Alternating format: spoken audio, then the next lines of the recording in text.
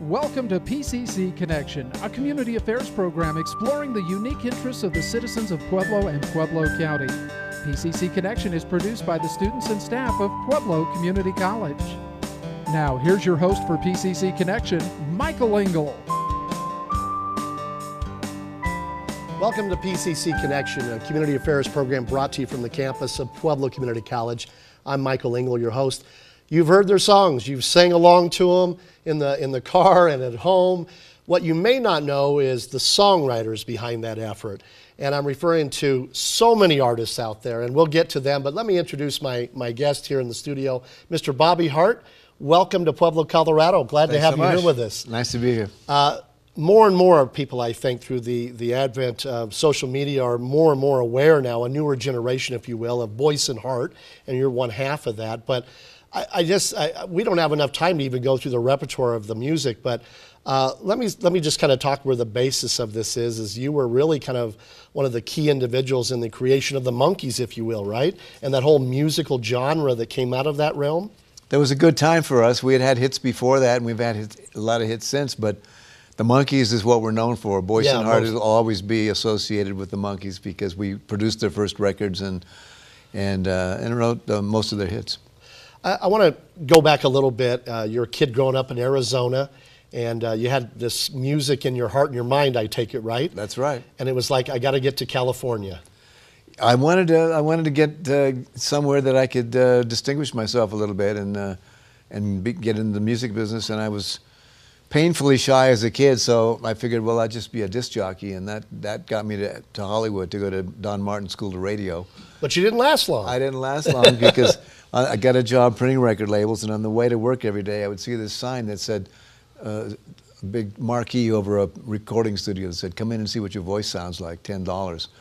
Well, I knew what my talking voice sounded like, but I went in one Saturday, got up my nerve, and made a demo as a singer. Changed everything. I dropped out of disc jockey school, and I had a record production contract within 3 months. Best $10 you ever spent? Exactly. Yeah. Do you remember what the song is that you cut? I think it was "You Are My Sunshine." You Are My Sunshine. I did like a Jerry Lee Lewis piano track. Okay. And of course, a lot of people went through those kind of processes, right? That make your own record, and that was kind of a beginning. What year was that? That was 1958. I was 18 years old, and you know, the whole music business had changed because kind of the way it is now. Again, there were only five or six major record labels, and they controlled all of the music. And then rock and roll came, changed everything. Then you had all these little tiny record labels springing up, looking for the next Ricky Nelson or whoever. So there were opportunities, and I got there at the right day, I guess. I do want to mention your book here, and I think they have a graphic up there, but Psychedelic Bubblegum, Voice and Heart, the Monkees, and Turning Mayhem into Miracles. And I love this title here because you talk about this, that music and that genre that you were creating at that time really was that it was kind of labeled bubblegum music. Were you offended by that title? We weren't offended, but you know, we were kind of pigeonholed, and we didn't really like that so much. But there was a hit song actually on the charts called Bubblegum Music, and the verse went, "Tommy Boyce and Bobby Hart wonder what you do." So you know, that's what we were known for. But I mentioned in the book, and where the title came from, is that we were in Los Angeles at the time, just ahead of a lot of the New York hit writers, and we were soaking up this new music that they were playing on the Sunset Strip called psychedelic music. Yeah, you were going down on the Strip at night. Yeah. The Doors. Yeah. What is it? Dave Clark 5. Yeah. You were listening to all of this other stuff. Arthur Lee and Love and all that new stuff, you know, and we were fascinated by it and started using some of those sounds in our bubblegum productions. So I said, you know, more apropos name might have been, you know, psychedelic bubblegum music. Okay. Take me back to one of those first compositions, and you're cranking something out here. Did you know then you had something special? Well, you know, it's like a parent. You always think that your kid is the best, no matter what. Yeah. And you always think the latest thing you wrote is terrific. But you also kind of get a spark when there's something special happening. And the way Tommy Boyce and I would work, because we both wrote lyrics and we both wrote music, so we'd just be bouncing ideas off of each other. And when it was magical, those moments, you kind of knew it. Let me talk a little bit about Tommy Boyce, your longtime partner. You guys you experienced so much of this world, if you will, together. Yeah. Tell me a little bit about Tommy Boyce. Tommy Boyce was off the wall, flamboyant, and when you get older, they call it eccentric. But when you're young, it's just charming. So he was just a consummate salesman, and the loud one in the room. The loud one in the room. Yeah, okay. Not loud, but he was, because he was charming, and he was cool at the same time, but very good at self-promotion, and something I was more withdrawn, and so I've always partnered up with people who are better at sales than I am, and he was great at it. It was a good partnership for many, many years. It was. Yeah. I'm just going to go through it. Jay and the Americans, Paul Revere and the Raiders, the Monkees, Bobby V, Tommy Sands, Chubby Checker, Little Anthony. I mean, this list goes on and on. Do you remember that first one or one of those early ones with Little Anthony and the Imperials? Yeah, I actually wrote that with Teddy Randazzo and Bobby Weinstein, and it was. I was in New York working with Tommy and writing, and we had a couple of hits with Chubby Checker and Jay and the Americans come a little bit closer. But then I got a job singing background for Teddy Randazzo in Vegas, and we were in Vegas.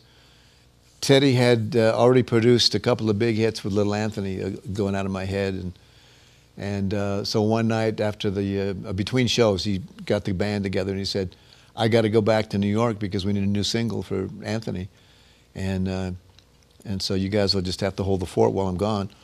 And then he took the background singers upstairs, and we, on our 1 hour break between sets, we wrote "Hurt So Bad," which was Little Anthony's next single. A 1 hour break. Yeah.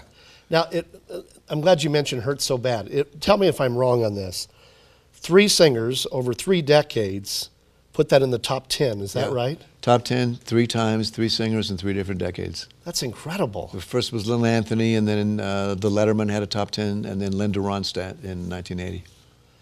I'm sorry. I'm just here. I'm supposed to be asking you questions, but I'm just here listening to these stories here. Screen Gems music was such an incredible part of you really kind of almost taking it to the next level. Is that fair to say? Yeah. Like I said, we had these hits in New York, and that got us an offer from Screen Gems, and they had just bought Nevins Kirshner Music, which was the greatest. Is that Don Kirshner? Don Kirshner's company with Al Nevins. They were the hottest pop music publisher in the world at that time, and so they were purchased by Columbia Pictures and Screen Gems TV. So we got signed and sent back to California, and they opened a lot of doors for us, including a lot of movie music and a lot of TV music, like the theme from Days of Our Lives. And yeah, I want to talk about that. Okay. I read in the book here you put something together and they hated it. Yeah. So you gave it another shot. They hated that one. Yeah. And you guys are getting ready to leave for the night. It's 6 o'clock in the evening, and you say, you tell Tommy, let me rip something else. Yeah. And he said, forget about it. They don't know what they want. We should be writing hit songs. We had no idea it would be on the air 5 days a week for 50 years. It's the anniversary this fall. So I said, let me go out on the organ and I'll just play some stuff that sounds like would have been used for soap operas on my mother's soap operas on the radio when I was growing up. Back in the day. Yeah. Okay. Just play it straight onto the tape, and they accepted it. They liked that one. It's been running all this time. We're visiting with Bobby Hart, songwriter, author, man of meditation, and we're going to get to some of that. We're going to take a quick break here. When we come back, I want to hear more about psychedelic bubblegum. You're watching PCC Connection. Don't go away. We'll be right back. Gentlemen, Tommy Boyce and Bobby Hart.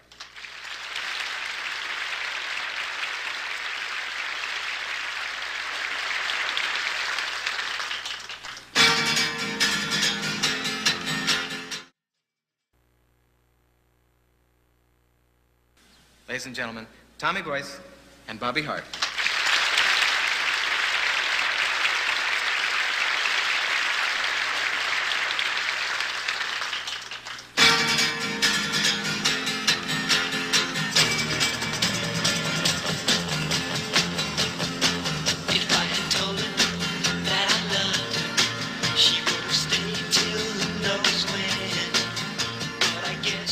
I imagine you remember those days a little bit, don't you? I still remember them well. You do? Yes, I do.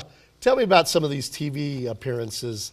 Well, before we get to that, one of the things I loved in this book was you really just spoke to being this kid from in Arizona and reaching this whole new level and looking out there and there's 20,000 screaming people for you. Describe that for our viewers, what's got to be like. Well, it's a rush, of course, because that's just a big wave of love coming at you on stage, and you feel it, and you want to do your best to give them what they came for. Beautiful feeling, but it's also, I've also been in much more intimate settings and felt that same kind of feeling. You can get that same kind of rush, if you will, or not exactly the same, but you know, you feel it. Talking with Bobby Hart of songwriter and author fame, and talking about his book Psychedelic Bubblegum here. Boyce and Hart, the Monkees, and turning mayhem into miracles. I want to talk about some of those TV appearances, and just tell me about some of those things, whether it was the sitcoms that you became involved in or any of these television things that you were involved in. Well, Dick Clark was very kind to us. We had done theme songs for many of his shows, and so we knew him well. And when we had the chance to be artists on our own on A&M Records, he always had us on his shows on Bandstand, and it happened in '68 and '69. And so we did all of of course, all the music shows. And the talk shows, you know, Tonight Show and the Joey Bishop Show and Steve Allen. You actually became pretty good friends with Joey Bishop, right? Joey was a good friend. He really liked us a lot. He took a liking to us, and he had us on about every 6 weeks, it seemed like. And he's the one who got us involved in the campaign to lower the voting age, because he was into it first. Okay, I'm glad you mentioned that. I wanted to talk. You actually became politically active when a lot of young people were kind of turning away from, you know, anti-government, if you will, but you really saw a need for younger people to be involved in that electorate. There was violence on the streets and in the college campuses, and there was a grassroots program that started in a college, actually, in Northern California, to lower the voting age. And Joey got involved and started plugging it on his show, and asked us if we'd write a campaign song, which we did. Okay. And then we got involved. They appointed us national chairpersons, spokespersons, and we went around just promoting it. We went to Washington and walked the halls of Congress and lobbied, and it was just a wonderful campaign. And when you start, you think, well, yeah, you just have to change the Constitution of the United States, that's all. How hard can that be? Right? It's a snap of fingers, right? But it actually happened, you know, in '71, it happened, and the states signed off, and it's now 18. Joey was good to us, and then on the sitcom side, Screen Gems was developing a sitcom for Tommy and I, and that's why they put us on all the shows that they had running at the time. It's kind of almost a teaser to build that kind of presence up a little bit? Okay. I Dream of Jeannie and Bewitched and Flying Nun, and we had a lot of fun with those. I see your misadventures with Elizabeth Taylor, or not Elizabeth Taylor, Elizabeth Montgomery in there, but it sounds like, and how old are you in this time frame? We're in our mid-20s. We're like 26, 27. Yeah. And California was just wide open. Yeah. The music scene was just, this must have been just an incredible adventure. It was a good place to be at that time. Yeah. You were a supporter of Robert F. Kennedy. Yes, and I know that was... Tommy and I had both been big fans of JFK, and were shattered, you know, when he was assassinated. And when Bobby Kennedy decided to run, and Johnson dropped out, they asked us if we would do a benefit for Robert Kennedy, which we did. But they also said, well, then will you be the national spokespersons for the first-time voters for Kennedy? So we said, sure. So we were touring around and campaigning for him, and then that was just a double blow when what happened to him. Did that also maybe signal a time of really that change in the way music was being written and performed, or was there really no connection to that? I don't know if there was or not. I mean, the music goes in cycles, and certainly world events influence it in some way, just as the music can sometimes influence world events. Yeah. We were talking off camera during the break, and I said, I got to ask you about this, and you were kind of shocked that but Bobby Hart and the Hearts of Joy. Well, I've always been a big gospel fan. Of course, I grew up in Southern gospel music in Phoenix, Arizona, and loved going to church because of the music.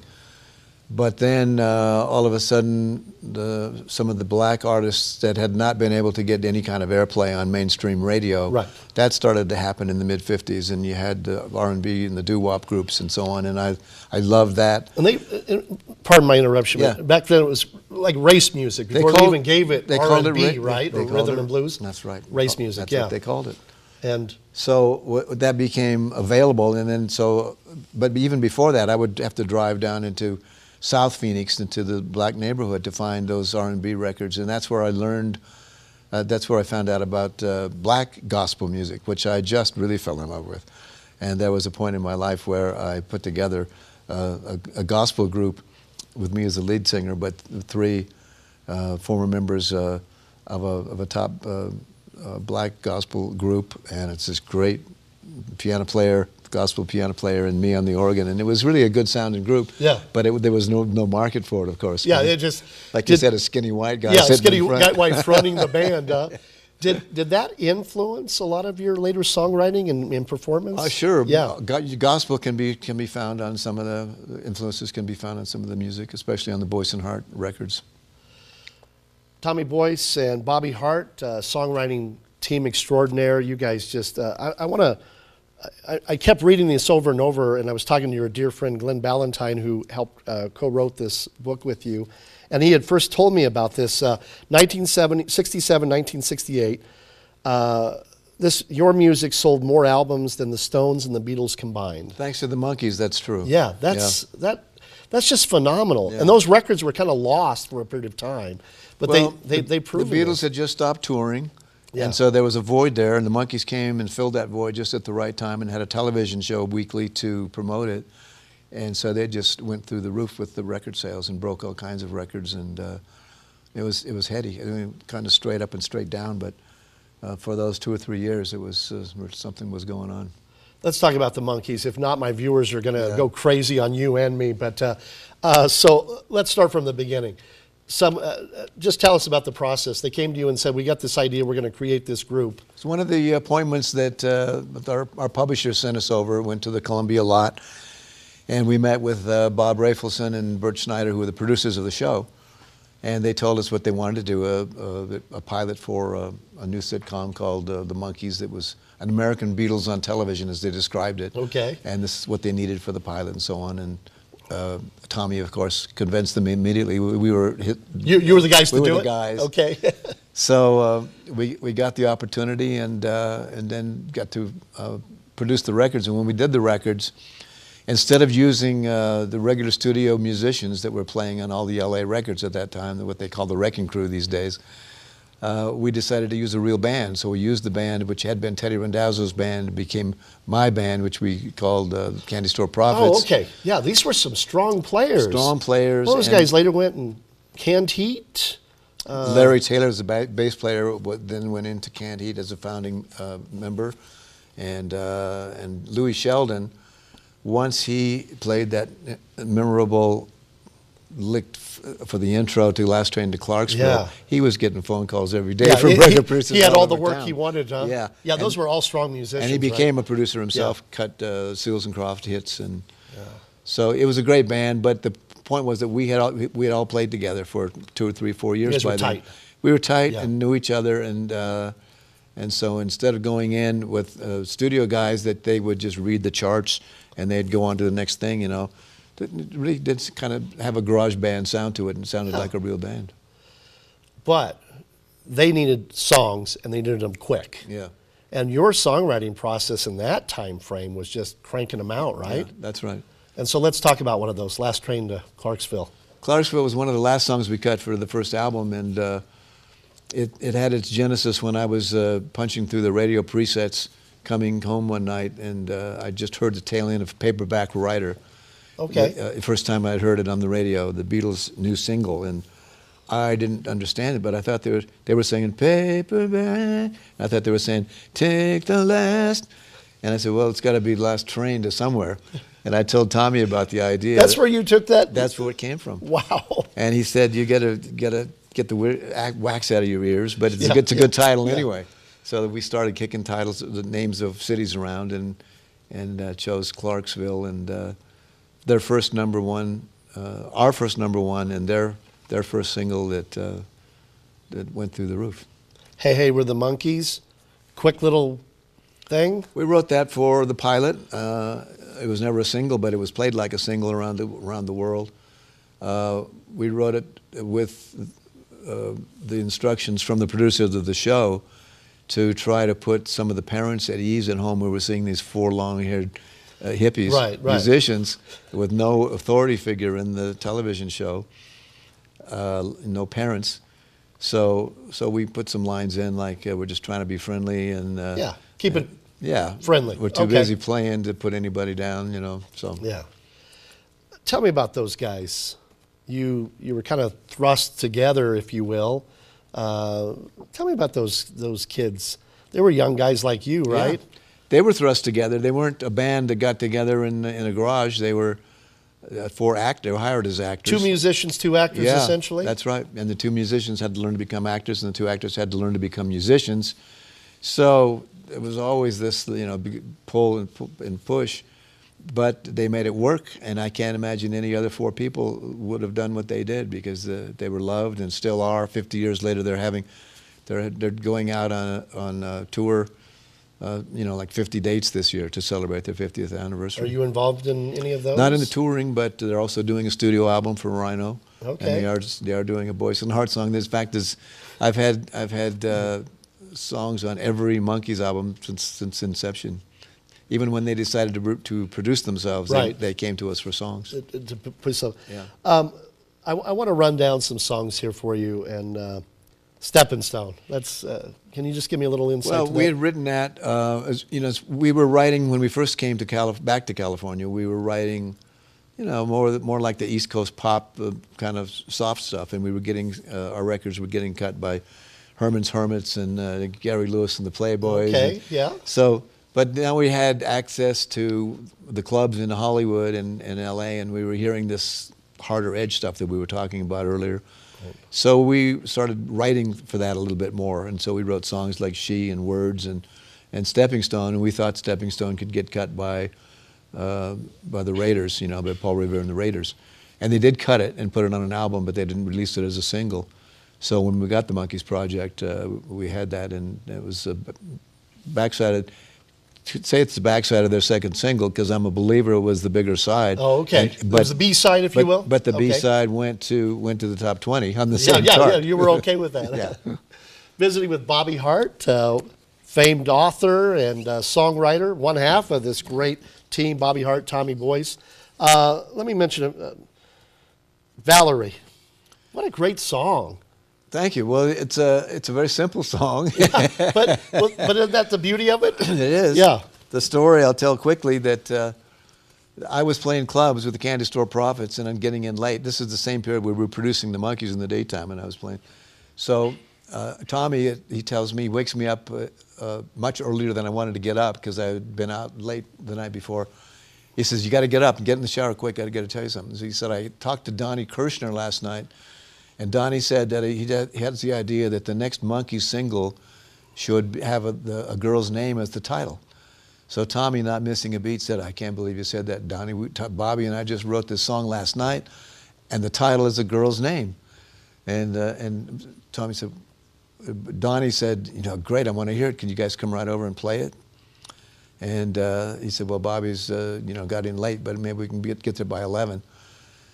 So you hadn't written a song yet. Hadn't written a song. There was no song. But you told Don Kirshner you had. Okay. And I think he might have said, "Well, what's the title?" And I think, "Wait, we'll come over and play it for you," yeah. right? So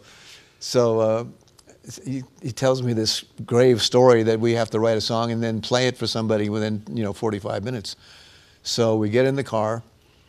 Tommy jumps in the back with his guitar. I'm driving over Mulholland Drive. Maybe it's a 20-minute drive, and we haven't one note yet.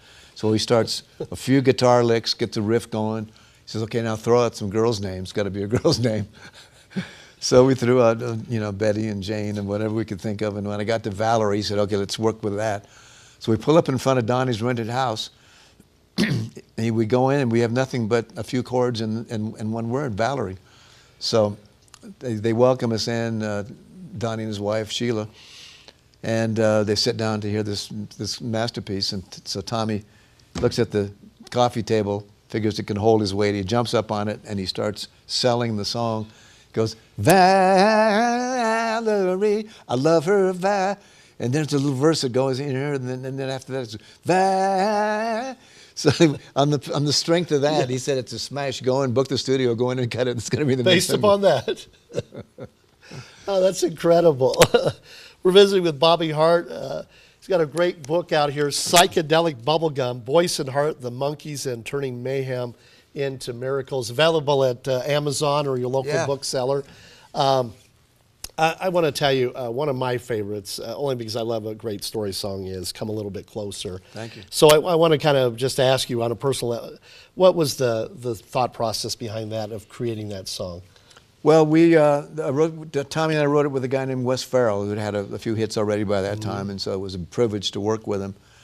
And it went rather quickly once we formulated what we knew that Jerry and the Americans were coming up to record. We wanted something that would sound like something they'd cut. And we said, let's try, why don't we try to do something along the lines of the country song El Paso, a story song, only do it in an American pop genre. So we just started throwing lines, and so I said, well, let's make it a place. So in a little cafe just the other side of the border. So now we had a place. So we needed the protagonist and the antagonist, and we had written a song for Chubby Checker that we had a character named Gentleman John or Gentleman Jim. So Wes liked that, and he said, well, let's do something like that for the antagonist, and make it Bad Man Jose. Yeah. So we had so we just came up quickly with the song that in this little cafe, there's a girl coming on to the singer, right? But the guitar player says, hey, you better stay away from her. She belongs to Bad Man Jose. But he couldn't resist, and they start dancing, and then all of a sudden the music stops, and there's Bad Man Jose, and says, you're in trouble plenty. Oh, it's great, and it's been covered many times, yeah, right? Yeah. Before we wrap up, I want to think about your life and the process of what you did and all of that. And I always like to think there's a viewer out there who is a young kid who's saying, man, I love music and I want to get into this business. And I know the songwriting industry is vastly different in many ways, but what's your message to that viewer who says, man, I think I can write a song? What do you say to that person? Well, I say that it's like anything else. The more you do it, the better you get. Be true to your dreams and keep your goal ever shining before you, and don't take any criticism as a reason to give up, and just keep at it, and you'll get better. And also, we talk in the book also about meditation and about visualization and other tricks that worked for me.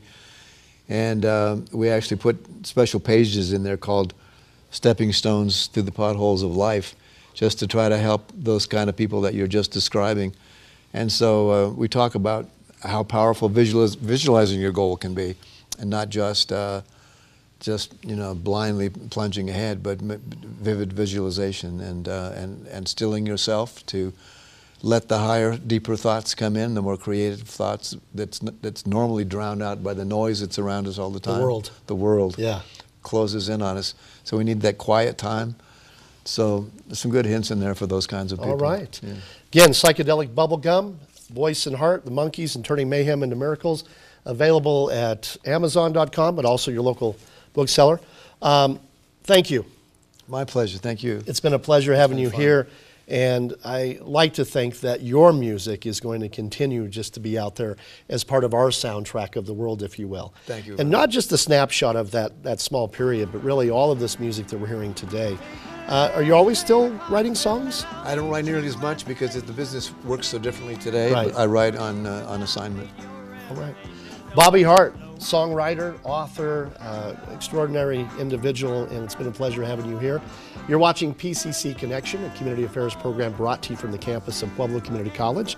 And on behalf of the Center for New Media crew here, Scott Richards, Lauren Montoya, we appreciate you tuning in. And don't forget to pick up this book at your local bookseller. We'll see you next time.